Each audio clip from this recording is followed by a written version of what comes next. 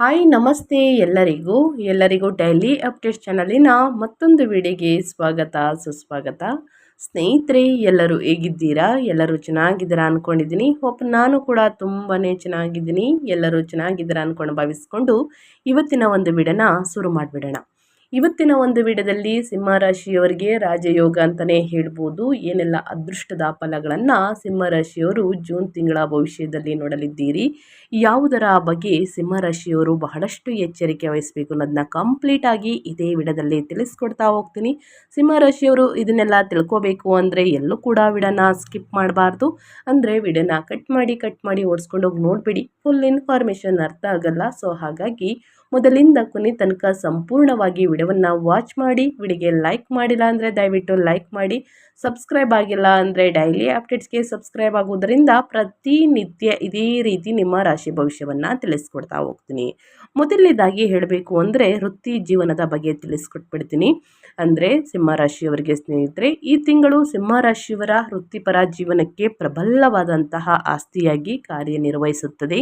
ತಿಂಗಳ ಆರಂಭದಿಂದನೂ ಕೂಡ ನಿಮ್ಮ 10ನೇ ಮನೆಯಲ್ಲಿ ಸಂಚರಿಸುತ್ತಿರುವಂತಹ ನಿಮ್ಮ ರಾಶಿಯ ಅಧಿಪತಿಯಾದ ಸೂರ್ಯನು ಕೆಲಸದಲ್ಲಿ ನಿಮ್ಮ ಅಧಿಕಾರವನ್ನು ಖಚಿತಪಡಿಸುತ್ತಾನೆ.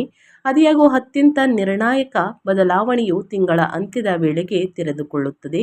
ಜೂನ್ ದ್ವಿತೀಯಾರ್ಧದಿಂದ ನಿಮ್ಮ ಯೋಗಕಾರಕನಾದ ಮಂಗಳನು ವೃತ್ತಿ ಸ್ಥಾನವಾದಂತಹ 10ನೇ ಮನೆಗೆ ಋಷಭಕ್ಕೆ ಪ್ರವೇಶಿಸುವುದು ನಿಮ್ಮಲ್ಲಿ ಅಪಾರ ಧೈರ್ಯ ಮತ್ತು ಅಚಲವಾದ ದೃಢ ನಿಶ್ಚಯವನ್ನು ತುಂಬುತ್ತದೆ.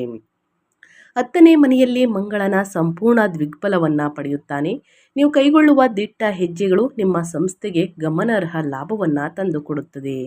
ಜೂನ್ ದ್ವಿತೀಯಾರ್ಧದಂದು ಸೂರ್ಯನು ಲಾಭದ ಸ್ಥಾನವಾದಂತಹ 11ನೇ ಮನೆಗೆ ಪ್ರವೇಶಿಸಿದ ನಂತರ ನಿಮ್ಮ ಕಠಿಣ ಪರಿಶ್ರಮಕ್ಕೆ ತಕ್ಕಂತೆ ಅರ್ಹವಾದಂಥ ಬಡ್ತಿ ಅಥವಾ ವೇತನ ಹೆಚ್ಚಳವನ್ನು ನೀವು ಪಡೆದುಕೊಳ್ಳುತ್ತೀರಿ. ನಿಮ್ಮ ಲಗ್ನದಲ್ಲಿರುವ ಕೇತು ಮತ್ತು 8ನೇ ಮನೆಯಲ್ಲಿರುವ ಶನಿಯು ಕೆಲವರು ನಿಮ್ಮ ವಿರುದ್ಧ ಪಿತೂರಿ ಮಾಡಬಹುದು ಎಂದು ಸೂಚಿಸುತ್ತಿದೆ. ನಿಮ್ಮ ಪರವಾಗಿರುವಂತಹ ಅಗಾಧವಾದ ಗ್ರಹ ಬಲವು ಅವರ ಸೋಲನ್ನು ಖಚಿತಪಡಿಸುತ್ತದೆ. ನಿಮ್ಮ ವೃತ್ತಿ ಮತ್ತು ಉದ್ಯೋಗದ ಬಗ್ಗೆ ಹೇಳೋದಾದರೆ ಸಾಕಷ್ಟು ಬದಲಾವಣೆಯನ್ನು ನೋಡಲಿದ್ದೀರಿ. ವ್ಯಾಪಾರಸ್ಥರಿಗೆ ವಹಿವಾಟುಗಳನ್ನು ನಿರ್ವಹಿಸಲು ಅಥವಾ ಬಹುರಾಷ್ಟ್ರೀಯ ಕಂಪನಿಗಳೊಂದಿಗೆ ಒಪ್ಪಂದಗಳನ್ನು ಅಂತಿಮಗೊಳಿಸಲು ಸಿಂಹರಾಶಿಯವರಿಗೆ ಇದು ಅತ್ಯುತ್ತಮ ಸಮಯವಾಗಿರುತ್ತದೆ. 12ನೇ ಮನೆಯಲ್ಲಿ ಉಚ್ಚ ಗುರು ಮತ್ತು ಶುಕ್ರನ ಸಂಯೋಜನೆಯು ಆಮದು ರಫ್ತು, ಔಷಧ ಮತ್ತು ಆನ್ಲೈನ್ ವ್ಯವಹಾರಗಳಲ್ಲಿ ತೊಡಗಿರುವವರಿಗೆ ಅನಿರೀಕ್ಷಿತ ಗ್ರಾಹಕರ ದಟ್ಟಣೆಯನ್ನು ಆಕರ್ಷಿಸುತ್ತದೆ. ನಿಮ್ಮ ಲಾಭಾಧಿಪತಿಯಾದ ಬುಧನು ಜೂನ್ 22ರವರೆಗೆ ತನ್ನದೇ ಆದಂತಹ 11ನೇ ಮನೆಯಲ್ಲಿ ಬಲವಾಗಿ ನೆಲೆಸಿರುವುದರಿಂದ ಹೊಸ ಹೂಡಿಕೆಗಳನ್ನು ಆಕರ್ಷಿಸಲು ನಿಮ್ಮ ಸಂವಹನ ಕೌಶಲ್ಯ ಮತ್ತು ಚುರುಕಾದ ಬುದ್ಧಿಶಕ್ತಿಯನ್ನು ನೀವು ಬಳಸಿಕೊಳ್ಳುತ್ತೀರಿ ಸ್ನೇಹಿತರೆ. ಅದಿಯಾಗೋ 7ನೇ ಮನೆಯಲ್ಲಿ ರಾಹು ಮತ್ತು 8ನೇ ಮನೆಯಲ್ಲಿ ಶನಿ ಇರುವುದರಿಂದ ವ್ಯಾಪಾರಕ್ಕೆ ಹೊಸ ಪಾಲುದಾರರನ್ನು ತರುವ ಮೊದಲು ಎಲ್ಲ ನಿಯಮಗಳನ್ನು ಕಾಗದದ ಮೇಲೆ ಸ್ಪಷ್ಟವಾಗಿ ದಾಖಲಿಸಿಕೊಳ್ಳಿ. ಇನ್ನು ನಿಮ್ಮ ಹಣಕಾಸಿನ ಬಗ್ಗೆ ಹೇಳೋದಾದರೆ ಆರ್ಥಿಕವಾಗಿ ಈ ತಿಂಗಳು ಹೆಚ್ಚಿನ ಆದಾಯದ ಜೊತೆಗೆ ಸಮಾನವಾದ ಖರ್ಚುಗಳ ಮಾದರಿಯನ್ನು ಅನುಸರಿಸುತ್ತದೆ. ಜೂನ್ 15ರ ನಂತರ 11ನೇ ಮನೆಯಲ್ಲಿ ಸೂರ್ಯನ ಸಂಚಾರವು ನಿಮ್ಮ ಆದಾಯದ ಮೂಲಗಳನ್ನು ಅಗಾಧವಾಗಿ ವರ್ಧಿಸುತ್ತದೆ. ಸಮಾಜದಲ್ಲಿ ಹೆಚ್ಚು ಪ್ರಭಾವಶಾಲಿ ವ್ಯಕ್ತಿಗಳ ಮೂಲಕ ನೀವು ಆರ್ಥಿಕ ಲಾಭಗಳನ್ನು ಗಳಿಸುವಿರಿ. ಅದೇ ಸಮಯದಲ್ಲಿ ವ್ಯಯಸ್ಥಾನವಾದಂತಹ 12ನೇ ಮನೆಯಲ್ಲಿ ಉಚ್ಚ ಗುರು ಮತ್ತು ಶುಕ್ರನ ಉಪಸ್ಥಿತಿಯು ನಿಮ್ಮ ಖರ್ಚುಗಳು ಸಹ ಎಷ್ಟೇ ಐಷಾರಾಮಿಯಾಗಿರುತ್ತದೆ ಅಂದರೆ ಸ್ನೇಹಿತರೆ ಅಷ್ಟೇ ಐಷಾರಾಮಿಯಾಗಿ ಇರುತ್ತದೆ ಎಂದು ಸೂಚಿಸುತ್ತಿದೆ ಗ್ರಹಗಳು. ಹೊಸ ಮನೆ ಖರೀದಿಸಲು ಅಥವಾ ಮನೆಯ ಐಷಾರಾಮಿ ವಸ್ತುಗಳಿಗಾಗಿ ನೀವು ಗಣನೀಯ ಮೊತ್ತವನ್ನು ವಿನಿಯೋಗಿಸುತ್ತೀರಿ. ವಿದೇಶಿ ಪ್ರವಾಸಗಳಿಗೆ ಅಥವಾ ಆಪ್ತ ಸಂಬಂಧಿಕರ ವಿವಾಹಗಳಲ್ಲಿ ಪಾಲ್ಗೊಳ್ಳಲು ಸಹ ಹಣ ಖರ್ಚಾಗಲಿದೆ. ಇವೆಲ್ಲವೂ ನಿಮಗೆ ಸಂತೋಷವನ್ನು ತರುವಂತಹ ಸಕಾರಾತ್ಮಕ ಮತ್ತು ತೃಪ್ತಿದಾಯಕ ಖರ್ಚುಗಳಾಗಿವೆ. ಒಟ್ಟಾರೆಯಾಗಿ ಹೇಳಬೇಕು ಅಂದರೆ ಸಿಂಹರಾಶಿಯವರಿಗೆ ಹಣಕಾಸಿನ ವಿಚಾರದಲ್ಲಿ ಯಾವುದರ ಬಗ್ಗೆ ಎಚ್ಚರಿಕೆ ವಹಿಸಬೇಕು, ಏನೆಲ್ಲ ಅದೃಷ್ಟದ ಫಲಗಳನ್ನು ಗಳಿಸಲಿದ್ದೀರಿ ಅಂತ ಕಂಪ್ಲೀಟಾಗಿ ತಿಳಿಸ್ಕೊಟ್ಟಿದ್ದೀನಿ. ಇನ್ನು ಮುಂದಿನದಾಗಿ ಹೇಳೋದಾದರೆ ನಿಮ್ಮ ಹೆಲ್ತ್ ಬಗ್ಗೆ. ನಿಮ್ಮ ಆರೋಗ್ಯದ ವಿಷಯದಲ್ಲಿ ಈ ಜೂನ್ನಲ್ಲಿ ಯಾವುದೇ ದೊಡ್ಡ ಹಿನ್ನಡೆ ಕಂಡು ಬರುವುದಿಲ್ಲ. ಅಷ್ಟಮ ಶನಿಯ ಸಣ್ಣ ಪುಟ್ಟ ಒತ್ತಡಗಳ ನಡುವೆಯೂ 12ನೇ ಮನೆಯಲ್ಲಿರುವ ಉಚ್ಚ ಗುರುವು ನಿಮ್ಮ ಆರೋಗ್ಯಕ್ಕೆ ರಕ್ಷಕನಾಗಿ ಕಾರ್ಯನಿರ್ವಹಿಸುತ್ತಾನೆ. ಗುರುವು ನಿಮ್ಮ ಸುಖದ ಸ್ಥಾನ ಅಂದರೆ 4ನೇ ಮನೆಯಲ್ಲಿ, ರೋಗದ ಸ್ಥಾನ 6ನೇ ಮನೆಯಲ್ಲಿ, 8ನೇ ಮನೆಯಲ್ಲಿ ನೇರವಾಗಿ ದೃಷ್ಟಿಸುವುದರಿಂದ ದೀರ್ಘಕಾಲದ ಆರೋಗ್ಯ ಸಮಸ್ಯೆಗಳು ಮರೆಯಾಗಲು ಪ್ರಾರಂಭಿಸುತ್ತವೆ. ಜೂನ್ 21ರಂದು 10ನೇ ಮನೆಗೆ ಪ್ರವೇಶಿಸುವ ಮಂಗಳನು ನಿಮ್ಮಲ್ಲಿ ಅದ್ಭುತ ದೈಹಿಕ ಶಕ್ತಿಯನ್ನು ತುಂಬುತ್ತಾನೆ. ಆದರೆ ಇದು ಕೆಲಸದ ಗೀಳನ್ನು ಸಹ ಪ್ರಚೋದಿಸಬಹುದು. ಇದರಿಂದಾಗಿ ನೀವು ಸಮಯಕ್ಕೆ ಸರಿಯಾಗಿ ವಿಶ್ರಾಂತಿಯನ್ನು ಪಡೆಯುವುದನ್ನು ಮರೆಯಬೇಡಿ. 12ನೇ ಮನೆಯಲ್ಲಿನ ಶುಕ್ರನ ಉಪಸ್ಥಿತಿಯು ಸಣ್ಣ ಪುಟ್ಟ ಕಣ್ಣಿನ ಆಯಾಸವನ್ನು ಉಂಟು ಮಾಡಬಹುದು. ನೆಮ್ಮದಿಯ ನಿದ್ರೆ ಮತ್ತು ಸರಿಯಾದ ವಿಶ್ರಾಂತಿಗೆ ಆದ್ಯತೆ ನೀಡುವುದೇ ನಿಮ್ಮ ಅಂತಿಮ ರಕ್ಷಣೆಯಾಗಿದೆ ಸ್ನೇಹಿತರೆ ಸಿಂಹರಾಶಿಯವರಿಗೆ.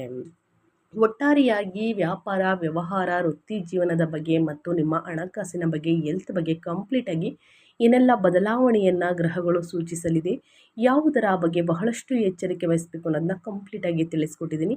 ಇನ್ನು ಕುಟುಂಬ ಮತ್ತು ವೈಯಕ್ತಿಕ ಸಂಬಂಧಗಳ ಬಗ್ಗೆ ಹೇಳೋದಾದರೆ ಏನೆಲ್ಲ ಬದಲಾವಣೆಗಳು ಕಂಡು ಬರಬಹುದು ಅನ್ನೋದನ್ನ ನೋಡೋದಾದರೆ, ನಿಮ್ಮ ವೈಯಕ್ತಿಕ ಜೀವನವು ಅಸಾಧಾರಣವಾಗಿ ಪ್ರಣಯಭರಿತವಾಗಿ ಬದಲಾಗಲಿದೆ.